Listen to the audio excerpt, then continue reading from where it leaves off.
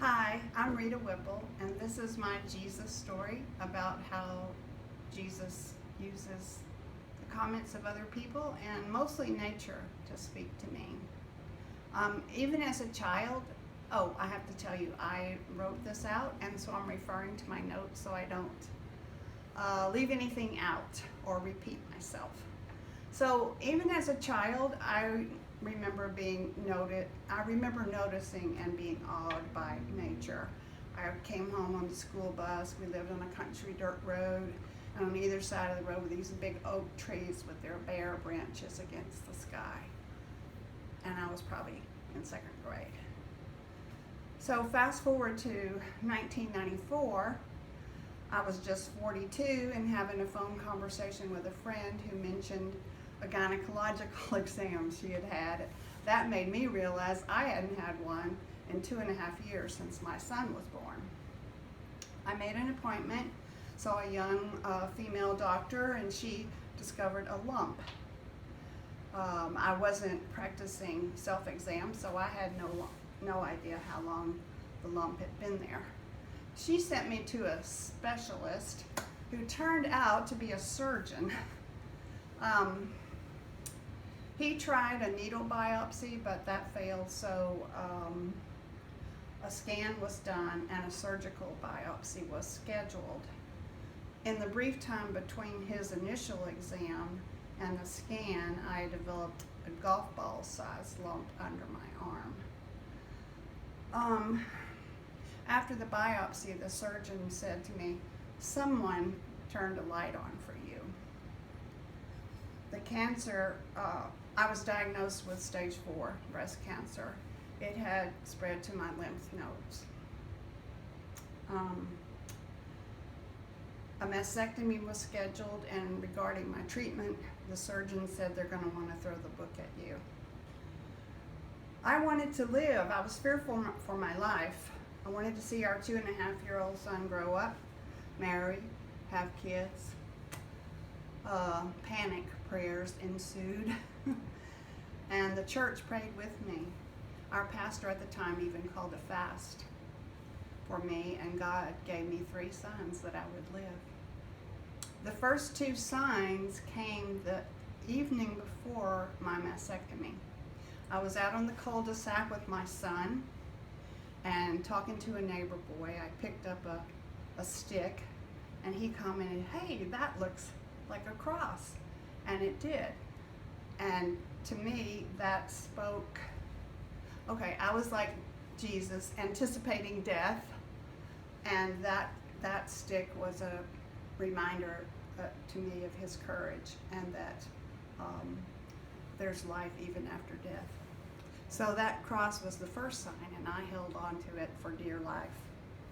Just after that, immediately after that, my son and I crossed the street and sat on the curb eating a popsicle.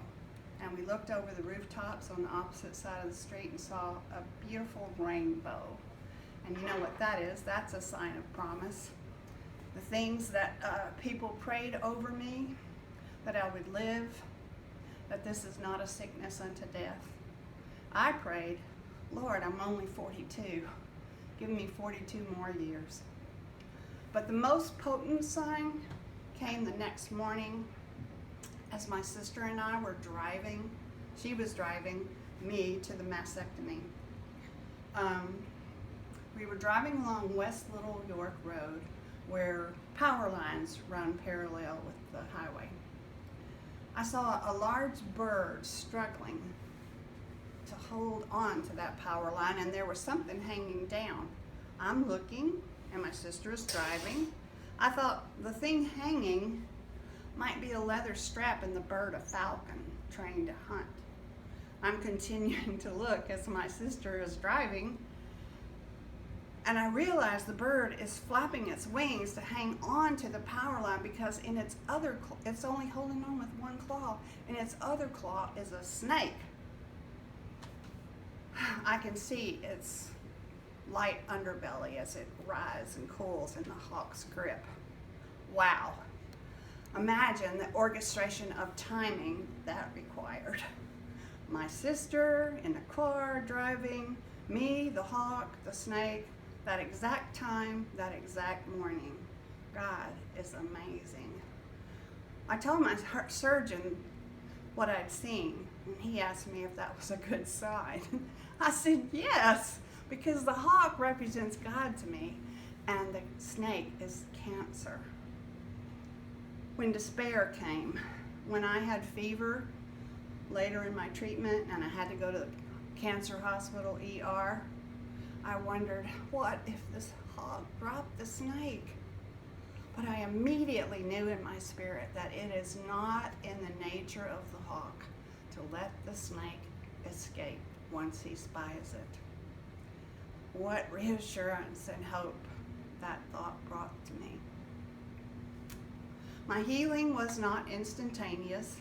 I had surgery, chemotherapy, and then an experimental high-dose chemotherapy, which required 30 days of hospital isolation, and then finally radiation.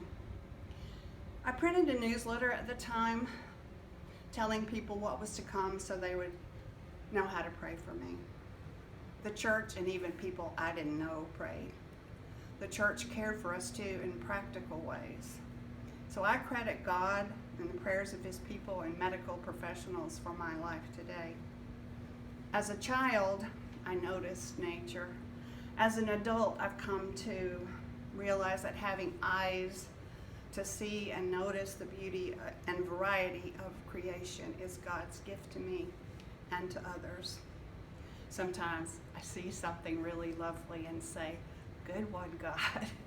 And I think he gets a kick out of it that I notice. My cancer experience was 1 year out of my life, and it's been 26 years since those signs of life were given to me. I'm an old lady now, 68, but I'm alive and kicking and grateful to be alive. There's a song lyric that I hear on the radio these days that sums it up. When they ask me, and when they ask me who I owe my whole life to, I point to you. Thanks for watching.